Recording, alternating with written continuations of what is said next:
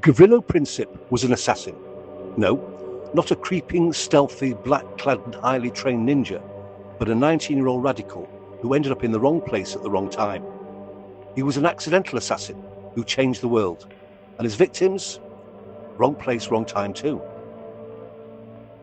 1914 was the era of empires, ruled by monarchs in all their glory. The British Empire was still busy sticking flags in any land they could find. The French had territories all over the world. The German Empire was everywhere.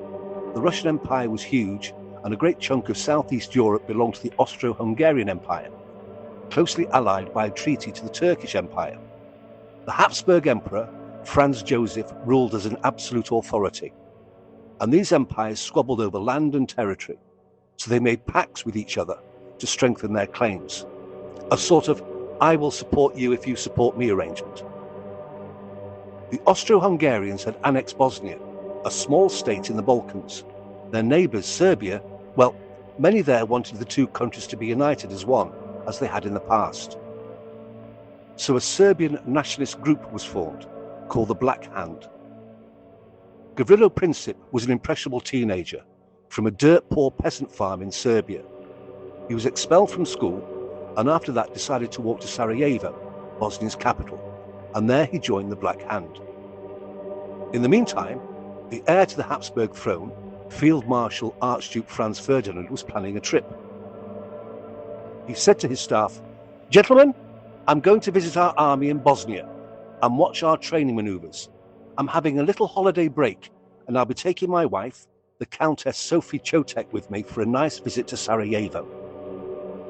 "Do you think this is wise, Your Eminence?" said a general. "I mean, it's a hotbed of dissent over there, and we have information that some Serbian radicals will attempt to assassinate you. You see, it's coming up to their anniversary of the 1389 Battle of Kosovo, and feelings still run deep, and ever since then, Serbians blame their long 500-year oppression to that battle with the Turks." "Nonsense," said the Duke. "I am a Majesty, the heir apparent. They wouldn't dare." So off he went. On the 28th of June 1914, after a very nice breakfast, they arrived at the train station in Sarajevo and got into an open-top car for the short journey to the town hall.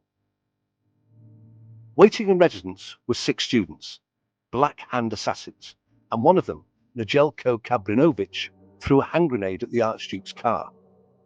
Not being a very good thrower of anything, he missed. The grenade bounced off a wall, and it blew up under a car following behind the Archduke. A miserable failure. Not only was Nedeljko Kabrinovic not very good as an assassin, he wasn't good at committing suicide either. As soon as he realized that he'd failed, he took poison and threw himself in the river. Neither killed him, and he and 3 of the 5 others were arrested. "Ha!" said the Archduke. "They missed." "Nothing to worry about, my dear," he said to his wife. "We shall go and get some lunch." After the lunch reception, Archduke Ferdinand said, "I tell you what, let's go to the hospital where the injured are, and that will show everyone that we are not scared, and I'll be very popular. Driver, take us to the hospital." "Yes, Your Highness, but I'm not really sure of the way." "Nonsense, man. You're a chauffeur, aren't you? Get us there now. Go on, get on with it, chauffeur." So off they went. The driver took a wrong turn and tried to reverse out of the dead-end street. When that failed, he tried a U-turn. "You blithering idiot," said the Archduke. "Get us out of here." On the corner of the street, Gavrilo Princip was leaning against the wall, smoking a cigarette, and commiserating himself on the failed attempt earlier in the day, as he was one of the students involved in that morning's attack. "I can't believe it," he said to himself. That Nedeljko is the worst ever thrower. What a fool." And then he saw the car. He couldn't believe it. There, right in front of him, was the Archduke. He pulled out his pistol, a Model 10 Belgian automatic, stepped up to the car and shot the Archduke twice. One shot going right through him to hit the Countess, who died instantly.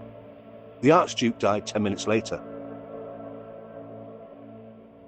Gavrilo Princip stood there open-mouthed, hardly comprehending what he had just done, and was promptly arrested at the scene by a policeman. It didn't take long for all hell to break loose. Back in Austria, the Emperor heard of the assassination of his heir apparent. "What? Bloody Serbian anarchists have killed him? Right, I'm going to invade Serbia, that'll teach them." I'll not stand for this.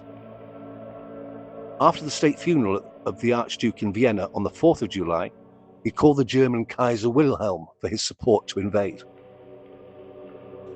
Kaiser Wilhelm said to him, "You do realize, my dear Emperor, that the Russians, the French and the British won't stand for that.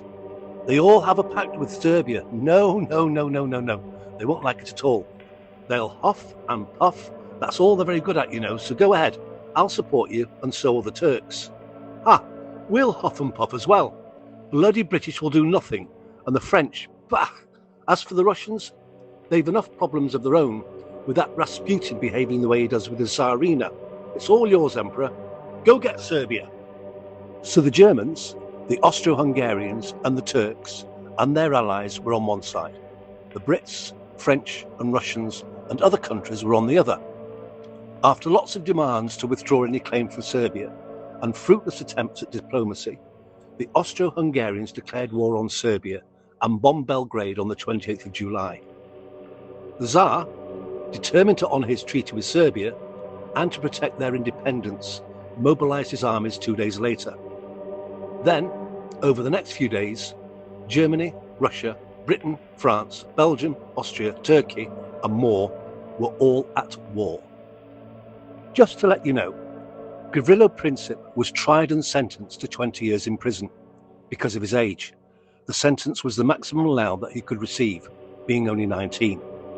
According to Ulrich Maciek, who was a medic at the prison under Dr. Levitt, Gavrilo Princip was subjected to some serious questions about his accomplices, and his left hand was tortured under interrogation, which unfortunately resulted in it having to be amputated up to the elbow. His jailers only let him have a thin blanket at night, despite the freezing conditions in the cell, to the express surprise when his health failed, more so when he caught tuberculosis and died on April the 28th, 1918, aged 23, completely, utterly oblivious to the chain of events he caused. The poor man.